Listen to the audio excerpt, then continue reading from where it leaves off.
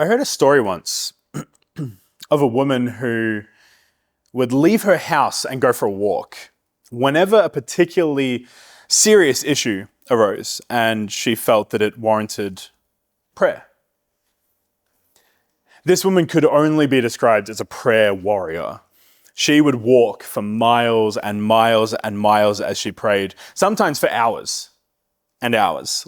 She'd leave her house and go for a walk, and that was just the way in which she chose to posture herself and focus on God when she needed to pray.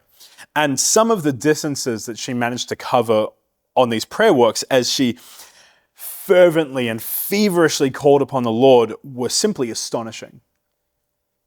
It was said, especially as she aged into her twilight years, that God alone must be sustaining her legs for the distance she continued to cover each day.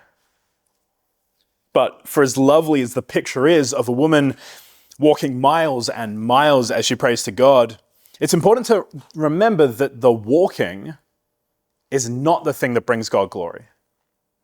The walking isn't the act of worship.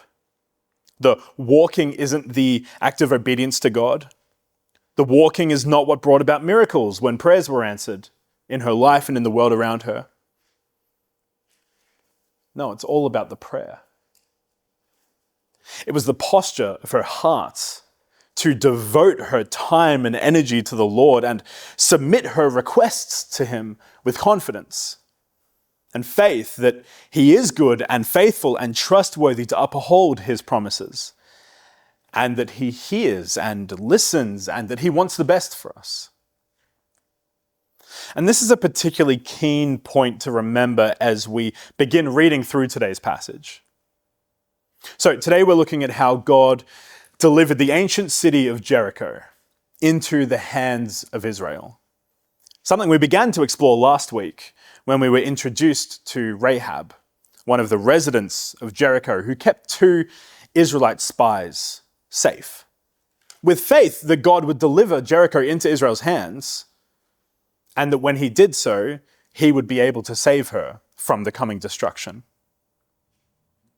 For anyone that needs a quick refresh, this is part 14 of our series through Hebrews chapter 11, often called the Hall of Faith.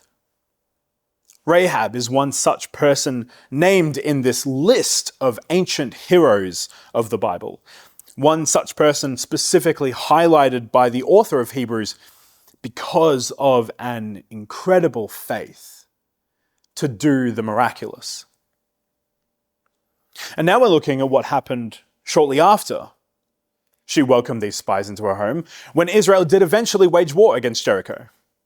Though, as we will note from our key text today, it was not a war like any other before or since. As we read in today's key text, Hebrews 11:30, by faith, the walls of Jericho fell after the army had marched around them for 7 days. For some context, let's have a look at the Old Testament passage where this particularly fascinating account is recorded in the book of Joshua, chapter 5. This is the 6th book of the Bible. For starters, chapter 5 is a very significant chapter in the book of Joshua because it marks the beginning of Israel's occupation of the land of Canaan, the land that God had promised to give to the Israelites as an inheritance. So the Israelites have just crossed the Jordan River, and now they're ready to begin their conquest. And before they crossed the Jordan River, they'd been wandering the desert for 40 years as nomads. And the men of Israel had not been circumcised while they were wandering the desert for 40 years. So now that they'd crossed the Jordan and entered the promised land, God told Joshua to have all the men circumcised. Last week, we introduced Joshua as the new leader of Israel now that Moses has passed away. So Joshua has all the men circumcised as per this ancient ritual that God has instituted for the nation of Israel. And then after that, they celebrate the Passover for the first time in the promised land. And as they begin to eat the produce of the land, God stops miraculously providing food for them from heaven, the way that he did when they were in the desert and they had to rely on God for sustenance. So this truly marks the end of their 40 years of wandering. They are now in the promised land, they are living off the land, and they're celebrating the rituals and festivals that God has given them while they're in the land. But God has still not explained to Joshua just how Israel is going to conquer the land. And the obvious next step for them is to capture Jericho. This map on the screen shows the approximate location of Jericho in the days of the Old Testament, and then later in the New Testament. Israel has just crossed the Jordan going from east to west. So now Jericho lies between Israel and the rest of Canaan. And the relief on the map highlights the elevation change required to get down from the plains of Moab, north of the Dead Sea, up to the hill country where cities such as Bethel and Jerusalem lay. And the dotted lines showing trade routes also allow us to see that the Israelites had no choice but to go through Jericho. There simply wasn't a safe way around. For a little more context, this is what the conquest of the southern parts of Canaan looked like in the end. That red line is the path that Israel took. Jericho is way up there in the top right corner of the map, gating Israel from their occupation of all the other cities they would eventually need to capture. And it is hard to overstate just how significant it really was for Israel to capture Jericho. It was said that the cities in Canaan had walls up to the sky in Deuteronomy chapter 1, and Jericho specifically is probably the single most heavily fortified city in Canaan at this time. But even more than its normal defenses, the city is also on high alert because of the presence of the Israelites and the stories that they've heard about the power of Israel's God that have begun to circulate in the region. Last week we saw how Rahab confirmed that everyone in Jericho was melting in fear because of the things that they had heard God has done. So we've got this nearly impregnable fortress of a city versus a nation of nomads without any fixed resources in the land of Canaan. And now that they've crossed the Jordan, miraculously, might I add, they can't retreat. They can't go back over it. God opened the Jordan for them to pass through, and now that door is closed. They cannot retreat. Their backs are up against a wall. And they can't go around the city and ignore it because the women, children, and livestock would be extremely vulnerable. So they have no choice but to face it head on. But they don't have any siege engines. They don't have battering rams or catapults or towers. They've got slings, arrows, and spears, which would be about as effective as one might imagine against a fortified city wall as you would expect. Which is to say, not at all effective. So, evidently, Joshua goes out to survey the scene and look at Joshua, and it's there that we pick up the story in chapter 5, verse 13. Now, when Joshua was near Jericho, he looked up and saw a man standing in front of him with a drawn sword in his hand. And Joshua went up to him and asked, "Are you for us or for our enemies?" It's a natural question to ask. Joshua's mind is clearly on the battle ahead of him, and suddenly he's face to face with a man who has a sword in his hand. So a natural concern would be whether or not this man is an ally. But while this man is an ally of Israel's, his agenda is not Israel's agenda. This man's priorities and goals are not the same as Israel's, or Jericho's for that matter. He is here to do the Lord's will. That is his priority. So when Joshua asks him this question, "Are you for us or for our enemies?" his response is neither. "But as commander of the army of the Lord, I have now come." And then Joshua fell face down to the ground in reverence and asked him, "What message does my Lord have for his servant?"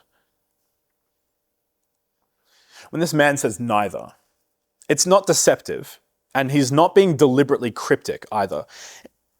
He's trying to teach Joshua a lesson about priorities and perspectives.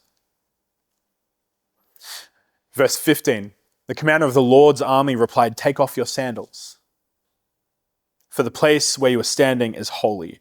And Joshua did so. There are a number of clues to suggest that this man is not just some kind of angel, but in fact, God himself. Perhaps the most obvious clue is the fact that the ground is holy. And Joshua may or may not have understood this. His act of bowing down is not necessarily worship, but perhaps just reverent submission to authority, the way that you might bow down to a king.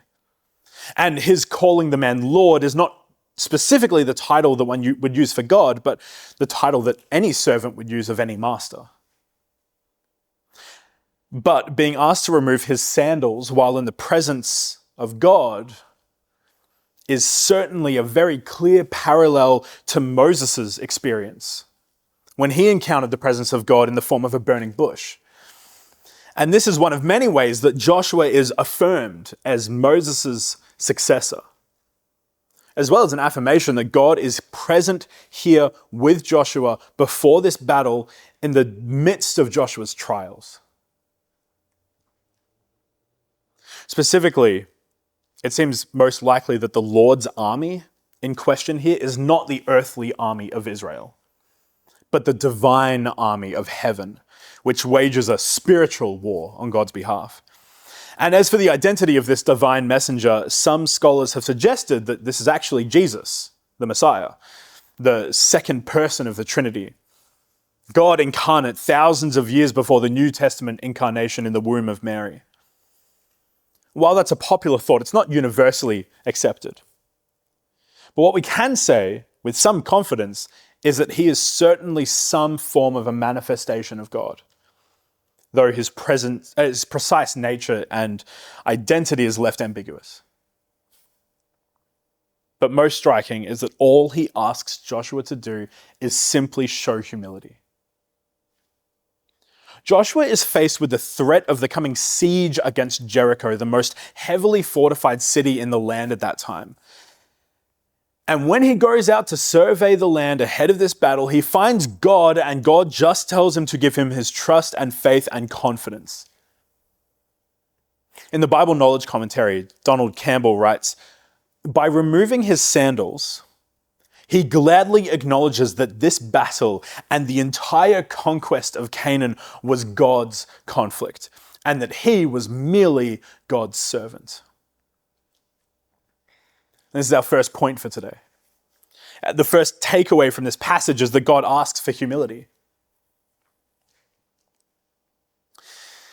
There's a classic children's song, the kind that has been sung in Sunday school classes for a long time. And the lyrics are very simple. Joshua fought the battle of Jericho. Jericho, Jericho. Joshua fought the battle of Jericho, and the walls came tumbling down.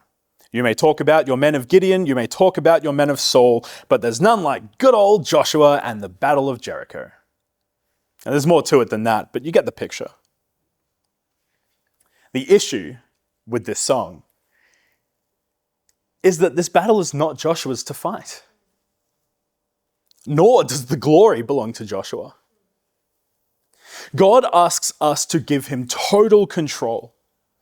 God asks us to give our battles over to him and trust that he will fight on our behalf.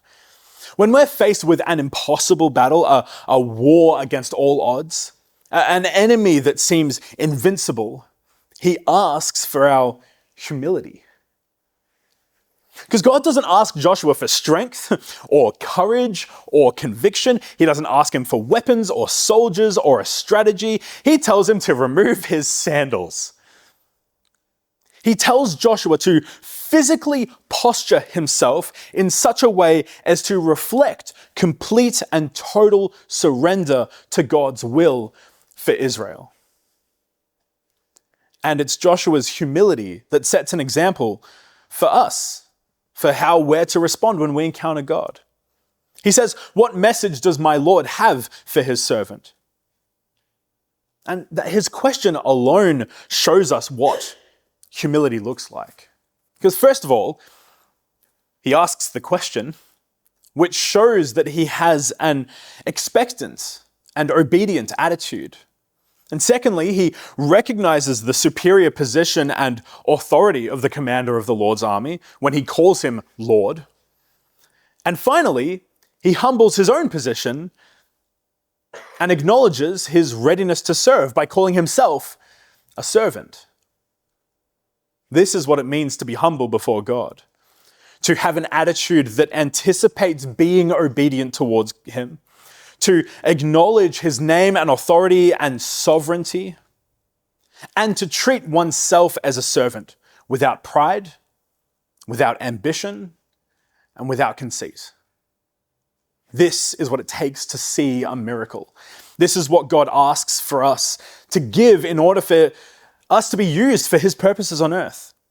And this is the faith that Joshua had when God asked him to do the unthinkable.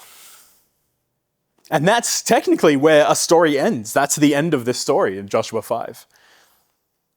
Chapter 5 is the culmination of Israel's entrance into the promised land, and it reaches a pinnacle when Joshua encounters the presence of God in the same way that Moses did, which firmly establishes that now Joshua, Israel, and the promised land itself are ready for Israel to finally take ownership of the land that God has promised them. And then the next section of Joshua starts with the start of chapter 6, verse 1. Now, the gates of Jericho were securely barred because of the Israelites. No one went out and no one came in. Just like Rahab told the spies, which we looked at last week, the people of Jericho were terrified of Israel because of the miracles that God had performed. And now, the gates are shut and locked, and no traffic is permitted in or out of the city. These people have heard how Israel, through the power of their God, have defeated much more powerful enemies than Israel. So they're on high alert. And yet, despite the situation, God's declaration is equally as unwavering, if not more so. Verse 2, then the Lord said to Joshua, "See, I have delivered Jericho into your hands, along with its king and its fighting men." The tense of the Hebrew verb here is the prophetic perfect tense.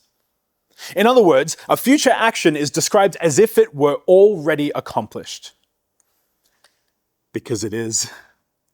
God is already victorious over Jericho, even before the battle has even begun. But just so that no one would ever be able to claim any kind of glory over this victory, just so that everyone knows that it was the Lord who defeated Jericho, and that no one has any doubts or questions about that, God gives Joshua a battle plan that gives no possible room for such an error in interpretation. March around the city once, verse 3, with all the armed men. Do this for 6 days. Have 7 priests carry trumpets of ram's horns in front of the ark. On the 7th day, march around the city 7 times, with the priests blowing the trumpets. When you hear them sound a long blast on the trumpets, have the whole army give a loud shout. Then the wall of the city will collapse, and the army will go up, everyone straight in. 7 priests, 7 trumpets, 7 days, 7 circuits around the wall on the 7th day. That number symbolizes completeness or perfection. So while this plan may seem foolish to men, it was perfect to God. So Joshua, son of Nun, called the priests and said to them, "Take up the ark of the covenant of the Lord and have 7 priests carry trumpets in front of it." And he ordered the army, "Advance. march around the city with an armed guard going ahead of the ark of the Lord. When Joshua had spoken to the people, the 7 priests, carrying the 7 trumpets before the Lord, went forward, blowing their trumpets, and the ark of the Lord's covenant followed them. The armed guard marched ahead of the priests who blew the trumpets, and the rear guard followed the ark. All this time the trumpets were sounding, but Joshua had commanded the army, "Do not give a war cry. Do not raise your voices. Do not say a word until the day I tell you to shout. Then shout." So he had the ark of the Lord carried around the city, circling it once. Then the army returned to camp and spent the night there. Artistic depictions, such as the kind we might see in illustrated children's Bibles, may show an enormous fortified city by modern standards, but this is the late Bronze Age. It was heavily defensible, to be sure, and any city with armed forces and the capacity to close and secure its gates was intimidating, to be sure. Especially at this time in history. But it only covered about 8 or 9 acres. It wouldn't have taken more than half an hour to circumnavigate the city. Some modern interpretive illustrations may be misleading in this particular aspect, just so everyone's aware. Anyway, this bizarre parade of Israelites make their way toward Jericho, march around it without saying or shouting a word, all to the droning sound of trumpets blaring, and then just go home. The Canaanites would have certainly been expecting an attack. But that is human thinking, not God's. We read on in verse 12. Joshua got up early the next morning, and the priests took up the ark of the Lord. The 7 priests carrying the 7 trumpets went forward, marching before the ark of the Lord and blowing the trumpets. The armed men went ahead of them, and the rear guard followed the ark of the Lord. And while the trumpets kept sounding, so on the second day, they marched around the city once and returned to the camp. They did this for 6 days. These trumpets would have been Jubilee trumpets, used during Israel's solemn feasts for the worship of God. This demonstration is not exclusively a military parade, but also a religious one. The trumpets announced the presence of God during Israel's feasts, and now they were announcing that God himself was encircling this doomed city. This wasn't a battle. This was worship. It's a ceremonial parade to give thanks to God for the victory he has proclaimed over the wicked city of Jericho. And this is our second point for today. The second lesson to learn from this passage is that God asks for worship.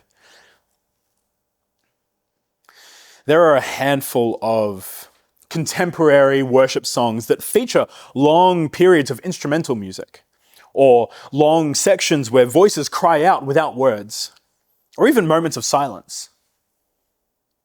It's unfortunately easy in this day and age to have a really narrow view of what worship is. But worship doesn't even need to include voices at all. In fact, worship doesn't need to involve music or instruments or even any kind of noise. And those things are all important. They're commanded in the Bible. The voices, the instruments, the singing and songs of praise. But worship is so much more than that. It's prayer and praise and thankfulness. It's the reading of Scripture and the sharing of the gospel and fellowship with the church. It's meditation and mindfulness and all the ways that we can focus our hearts and minds on God. And it's music, and it's communion, and sometimes it's walking, and sometimes it's silence. But whatever it is, worship is warfare. Spiritual warfare. And when we're faced with warfare, our human minds and hearts default to the things that we know. When we're faced with that impossible battle, that war against all odds, that enemy that we don't know how to overcome, we default to human understanding of fighting. but God just asks us to worship him. See, worship comes from that place of humility. That first point. They build on each other. When we behave the way that Joshua did and completely and utterly humble ourselves before God, it is only natural that our posture is prepared and presented for the worship of God. Because how could we possibly give God glory and praise and adoration if our hearts are not first completely empty of pride and arrogance? And God is not asking Joshua to undertake a military conquest. He's not asking him to show brute force or physical strength. He's not even asking for a war cry. He's asking for trumpets to be blown and for a parade to be held, because ultimately God is asking for obedience. And what could be more obedient to God's will than to worship him? Let's consider this more as we read onwards. Let's consider just what it means for Joshua and the Israelites to display such radical obedience to God as we finish up this passage. Let's put ourselves in that mindset, in that situation in the late Bronze era. On the seventh day, verse 15, they got up at daybreak and marched around the city 7 times in the same manner, except that on that day they circled the city 7 times. The 7th time around, when the priests sounded the trumpet blast, Joshua commanded the city, "Shout, for the Lord has given you the city." This final parade may have taken about 3 hours, and at the end of it, the silent voices speak up for the first time in the entire week that they have been marching around the city. And then Joshua gives strict instructions to the Israelites about what's to come next. In verse 17, the city and all that is in it are to be devoted to the Lord. Only Rahab the prostitute and all who are with her in her house shall be spared, because she hid the spies we sent. But keep away from the devoted things, so that you will not bring about your own destruction by taking any of them. Otherwise you will make the camp of Israel liable to destruction and bring trouble on it.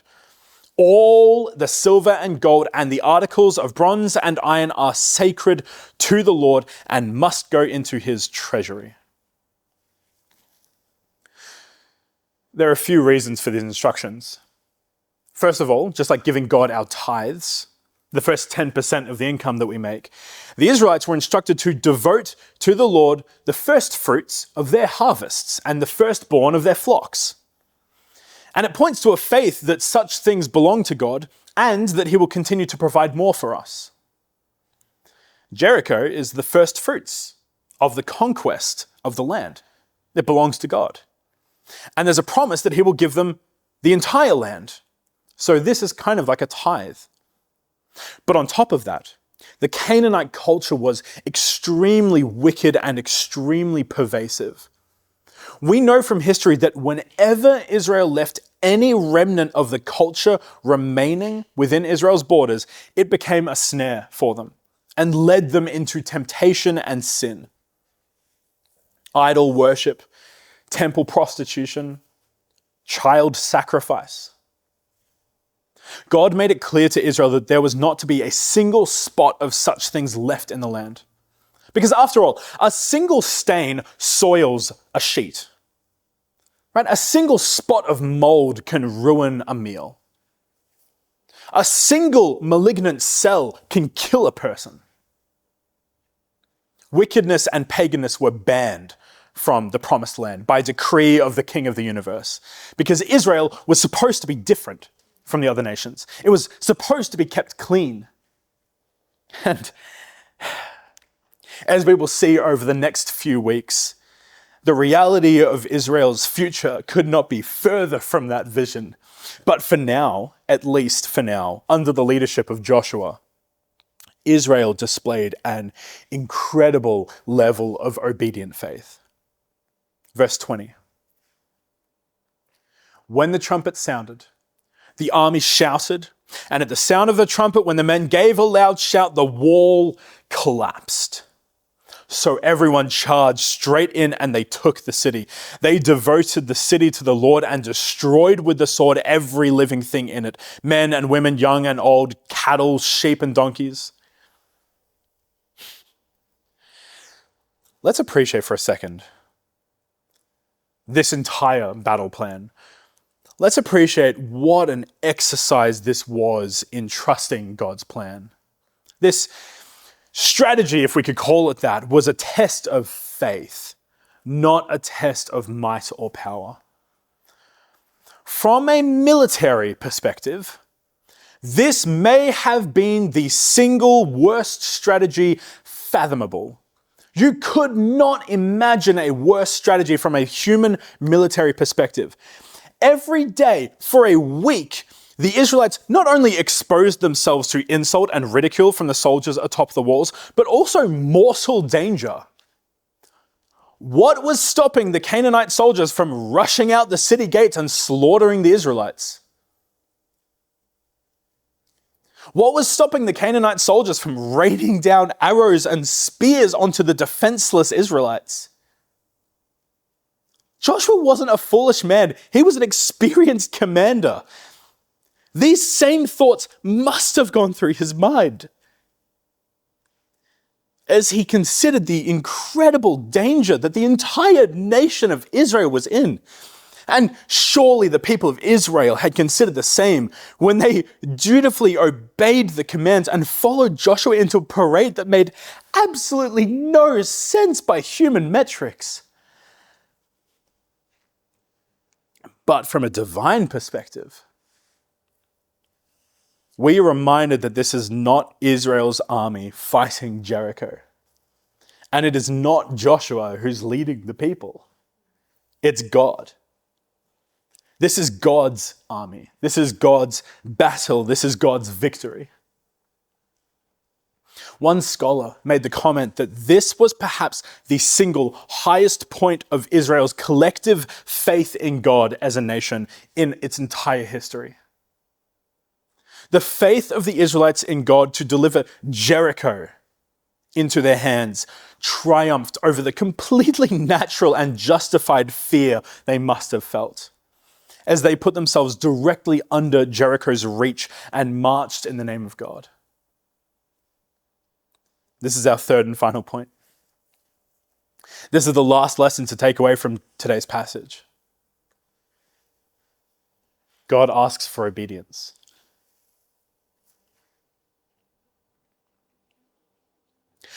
There are a few songs in the modern contemporary era of Christian music with lyrics that suggest that when we are completely exposed to the love of God and fully understand the sacrifice he made to save us when he died in our place on a Roman cross, that all we could possibly do in response to God is to worship him with praise and adoration.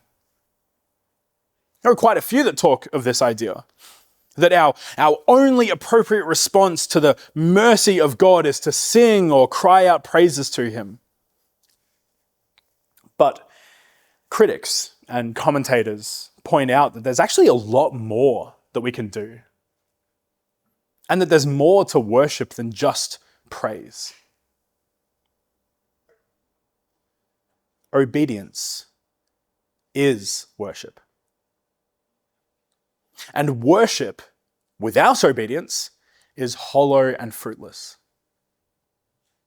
One way that we can express our gratitude to an all-loving God who bestows endless grace and mercy upon us is to obediently follow his word with all our heart as much as we can, day after day after day.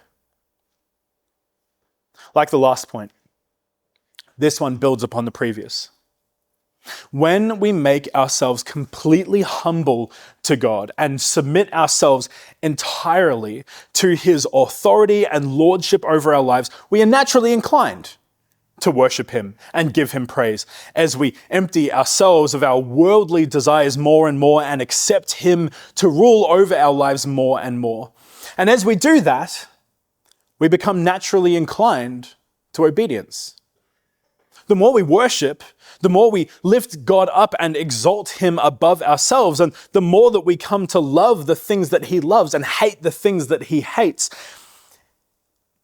including a love for obedience to his word and a hatred of our disobedience, the more we come to follow his word. Victory over Jericho came because the people trusted God and obeyed him, because they exalted him and gave him glory as Lord over all, because they made themselves humble before him. Yes, God has promised to deliver Jericho into Israel's hands, and he will, and he did. But God also asked Israel to demonstrate their faith in God in order to claim that promise. There's a certain balance throughout the book of Joshua that God's promises are certain and guaranteed, and simultaneously, the people of Israel simply need to step out in faith and claim it. And we see the same thing in the New Testament too. God promises salvation from the curse of sin. He promises that we can be saved from the punishment that we deserve to face for everything we have ever done wrong. But we must accept it by faith. And then after that, God promises us holiness. By the fact of what Jesus has done for us in taking away the stains of sin and making us clean and pure, we are called holy. And yet we're still asked to continue following God and allowing him to continue redeeming and restoring us to holiness as we continue being brought closer and closer to him. It's actually not enough to just be humble. It's not enough to just worship him. We must become obedient to his word as much as we can. He doesn't just ask us to lessen ourselves and exalt him above all. He asks us to set aside our earthly desires and follow him with everything that we have. And it's not just true of the battles we face, but also in terms of the blessings we receive. Yes, God has asked the Israelites to fully trust him in a way that defied human logic and expectations as they faced their greatest military challenge yet. But God also asked them to trust him with their plunder and rewards and give over every blessing and prize and trophy to him and him alone. And that brings us to the end of the story. There are 4 final statements to sum up the events that followed at the end of chapter 6. Rahab is saved, and the spy's oath to her is fulfilled. The city is completely destroyed, to the point where archaeologists struggle to even find that layer when they dig for it. A curse is placed upon the city, and then Joshua's leadership is affirmed. So, from verse 22, this is the epilogue, as it were. Joshua said to the 2 men who had spied out the land, "Go into the prostitute's house and bring her out, and all who belong to her in accordance with your oath to her." So the young men who had done the spying went in and brought out Rahab, her father, her mother, her brothers and sisters, and all who belonged to her. They brought out her entire family and put them in a place outside the camp of Israel. Like we established last week, Rahab was saved from divine justice. Divine judgment poured out upon the wickedness of Jericho because of her faith in the only one who could save her. Just like how we are saved from divine punishment because of our faith in the only one that can pay the debts we owe for our own wickedness, and in doing so, forgive us for our evils. Verse 24. Then they burned the whole city and everything in it. But they put the silver and gold and the articles of bronze and iron into the treasury of the Lord's house. But Joshua spared Rahab, the prostitute, with her family and all who belonged to her, because she hid the men Joshua had sent as spies to Jericho. And she lives among the Israelites to this day. This verse doesn't actually necessarily mean that Rahab was still alive for the writing of the book of Joshua, though that's certainly possible. It may be that her descendants and her legacy remain among the people of Israel, which is something that we see elsewhere in the Old Testament, that kind of language. But in any case, the point is to indicate the lasting effects of the agreement that the spies made with Rahab. It's a sign of the honor that Israel showed to Rahab because of her faith. Verse 26. At that time, Joshua pronounced this solemn oath: "Cursed before the Lord is the one who undertakes to rebuild this city, Jericho. At the cost of his firstborn son, he will lay its foundations. At the cost of his youngest, he will set up its gates." This happened too. 500 years later, Hiel the Bethelite tried to rebuild the walls of Jericho, and it cost him his two sons, Abiram and Segub, an event that's recorded in 1 Kings chapter 16, verse 34, for anyone who wants to read it later. And then finally, verse 27, so the Lord was with Joshua, and his fame spread throughout the land. This verse seems innocent on its own, innocuous even. But with the greater context of the book, this is actually a really powerful statement that builds upon other similar verses concerning how God has been continuing to firmly establish Joshua's role as the leader of Israel over the course of the last 6 chapters. And certainly he will never be forgotten for the way in which he showed such faith in trusting God to deliver a seemingly impossible victory in the face of such insurmountable odds. But this is what faith looks like. The kind of faith that conquers the most powerful battles and vanquishes the most evil of foes is a faith that looks like the complete death of our worldly selves and the total surrender of our pride and arrogance. The kind of faith that listens to the word of God even when every human instinct is to take things into our own hands is a faith that looks like unconditional and completely reverent worship. The kind of faith that is recorded and celebrated for thousands of years to come is a faith that is devoted to obedience and discipline for the sake of the glory of God. This is what faith looks like. May each of us strive to worship God with humility and obedience as we go out into the weeks ahead of each of us. Let's pray. Lord, we thank you for your word. We thank you for the example that you set, the promises you make, the faith and trust and hope that we can put in you because of what we know that you have done.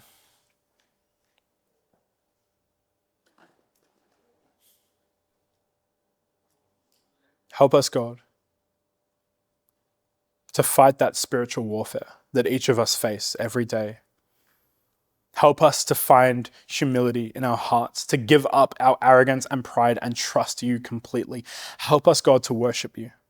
Help us, God, to lift you up and exalt you in place of our pride and arrogance. And God, help us to be obedient.